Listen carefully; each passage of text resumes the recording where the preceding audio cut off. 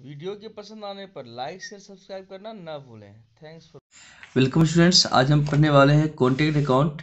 तो हम आपको यह बताना चाहते हैं कि कॉन्टैक्ट अकाउंट जो होता है इस खाते में हम क्या सब लिखते हैं। ये आपके सामने हमने लाइन खींचा हुआ है। कॉन्टैक्ट अकाउंट, इसको हिंदी में बोलते हैं ठेका खाता। अकाउंट की तरह इसमें DRCR भी होता है। यहाँ पार्टिकुलर होगा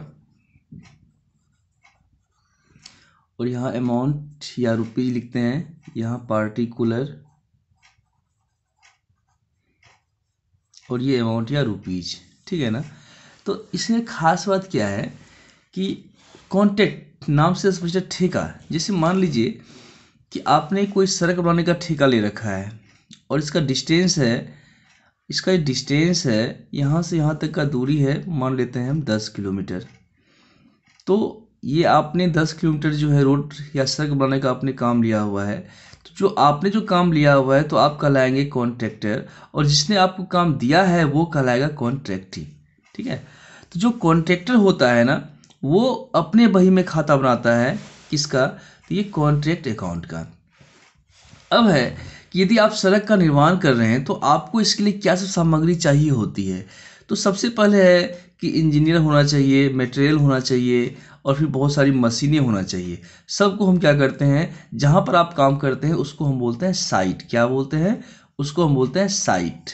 आप क्या करते हैं, सभी सामग्रियों को साइट पर ले जाते हैं, अर्थात जहाँ पर आप काम करते हैं उसको आप क्या करते हैं, साइट पर ले जाते हैं। ठीक है ना। तो इसके बाद जो है ना, अब है कि पहले कुछ पेमेंट आपको घर से लगाना होता है, फिर कुछ पेमेंट आपको मिलता है। तो मान लिया जाए कि आपने जो है ना 2 महीने में, 3 महीने में, 4 महीने में आपने जो है 4 किलोमीटर सड़क आपने तैयार किया। ठीक है। तो बिल्कुल हम आपको अपनी सामान्य भाषा में बता रहे हैं कि आपने जो है ना 10 किलोमीटर सड़क बनाने का ठेका ले रखा है, काम करने का आपने कॉन्ट्रैक्ट लिया हुआ है।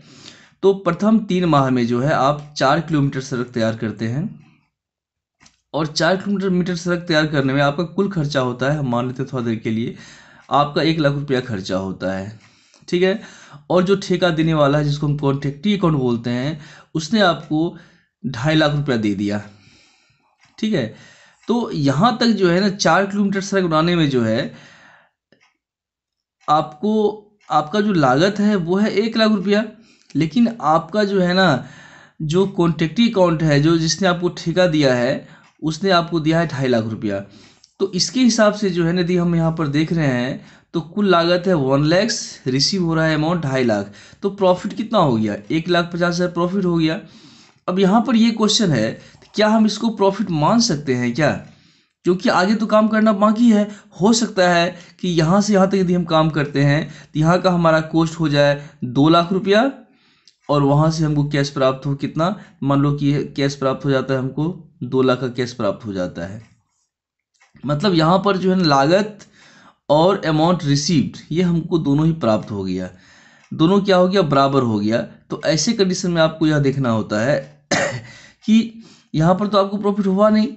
तो जब थोड़ा सा काम किए प्रॉफिट हो गया, पूरा काम किए प्रॉफिट नहीं हुआ, तो फिर हम कैसे इसको एडजस्ट करेंगे? तो इसके बारे में कहा गया है कि जब आप ठेका खाता बना रहे होते हैं, जब ठेका अपूर्ण हो, आधा हो, अधूरा हो, तो ऐसे कंडीशन में जो आपको प्रॉफिट हो रहा है उस प्रॉफिट को हम प्रॉफिट नहीं मानते हैं। लेकिन प्रॉफिट तो हो चुका है ना, तो ऐसे कंडीशन में लाभ का कुछ हिस्सा हम क्या करते हैं, कुछ हिस्से को हम प्रॉफिट मान लेते हैं, और बाकी हिस्से को जो है वर्क इन प्रोग्रेस अकाउंट में हम ट्रांसफ़र कर देते हैं। ठीक है ना। तो इसके लिए एक फॉर्मूला होता है, वो हम आगे चल के पढ़ेंगे। ठीक है। तो पहले आपको भी यहाँ ये समझना है कि आप इसको यह मानकर बनाइए कि आप एक कॉन्ट्रैक्टर हैं और आप क्या कर रहे हैं, कॉन्ट्रैक्ट अकाउंट तैयार कर रहे हैं। तो इसको तैयार करने के लिए इस खाते में क्या सब लिखा जाएगा, तो जो भी आपके पास मटेरियल है, मशीन है, वेजेज है, आप साइट पर जो कुछ भी ले जाते हैं, जो भी एक्सपेंस करते हैं ना, सबको हम डेबिट साइड में लिखते हैं। जैसे मटेरियल, वेजेज, प्लांट, मशीन, जो भी आपने जैसे सीमेंट खरीद लिया, आपने सैंड खरीद लिया, आपने मटेरियल खरीद लिया, आपने, तो जो भी एक्सपेंस हो रहा है सबको हम क्या करते हैं, डेबिट साइड में लिखते हैं। इसके बाद जितना काम हुआ है उसको हम बोलते हैं वर्क सर्टिफाइड, और जो काम नहीं हुआ है उसको हम बोलते हैं वर्क अनसर्टिफाइड। सबको हम CR में लिखते हैं। इसके अलावा जो मटेरियल बचा रह गया उसको CR में लिखते हैं, जैसे बाय क्लोजिंग मटेरियल्स। इसके अलावा जो भी आपके पास प्लांट है, मशीन है, डेप्रिसिएशन लगाने के बाद जो कॉस्ट बचता है उसको भी हम लिखते हैं सीआर में। इसके बाद हम अकाउंट को बैलेंस कर लेते हैं, ठीक है ना। आइए इसका एक हम फॉर्मेट देखते हैं कि इस अकाउंट में क्या सब आएगा, ताकि आपको आगे सवाल पढ़ने में सुविधा हो, ठीक है ना। आइए एक फॉर्मेट देखते हैं इसका हम, फिर हम सीधा सवाल पे आते हैं। चलिए ये मेरे सामने में फॉर्मेट है, आप देख सकते हैं कि ये कॉन्ट्रैक्ट अकाउंट डीआर में क्या सो लिखा गया है, टू मटेरियल है, मटेरियल इशू फ्रॉम स्टोर्स, मतलब यदि आपके पास गोदाम है ना, तो यदि आप मटेरियल मार्केट से परचेज करते हैं वो भी डीआर में आएगा। यदि आप अपना मटेरियल गोदाम से जो है साइट पर भेजते हैं तो वो भी यहाँ पर आएगा, मटेरियल इशू फ्रॉम स्टोर्स। इसके अलावा वेजेज एक्सपेंस हो गया, प्लांट एसेट्स हो गया, indirect expense, outstanding expense, outstanding wages, मतलब इन टाइप्स ऑफ एक्सपेंस, कोई किसी भी तरह का कोई खर्च है, चाहे वो आपने किया हो या बाकी रह गया हो, सबको हम यहाँ पे डीआर साइड में लिखेंगे। सीआर में मटेरियल इन हैंड, जो सामग्री बचा रह गया जिस डेट को आप अकाउंट क्लोज करते हैं, इसमें खास बात क्या है कि ऐसा नहीं है कि आप वर्ष के अंत में ही आप अकाउंट क्लोज करेंगे, जैसे यहाँ लिखा हुआ है फॉर द ईयर एंडिंग, ऐसा कुछ नहीं है कि हम वर्ष के अंत में अकाउंट क्लोज करते हैं। 3 माह हो गया तो हम कितना काम किए हैं, कितना हमको पेमेंट मिला है, ये हम जानना चाहते हैं। तो मटेरियल इन हैंड, जो सामग्री आपके पास बचा हुआ है जिस डेट को आप अकाउंट तैयार कर रहे हैं। मटेरियल ट्रांसफ़र, मतलब यदि आपने किसी और साइट पर, जिससे आपका 2-3 साइट चल रहा हो, आपने किसी और साइट पर जो है मटेरियल ट्रांसफ़र कर दिया हो तो उसको यहाँ पर लिखेंगे हम।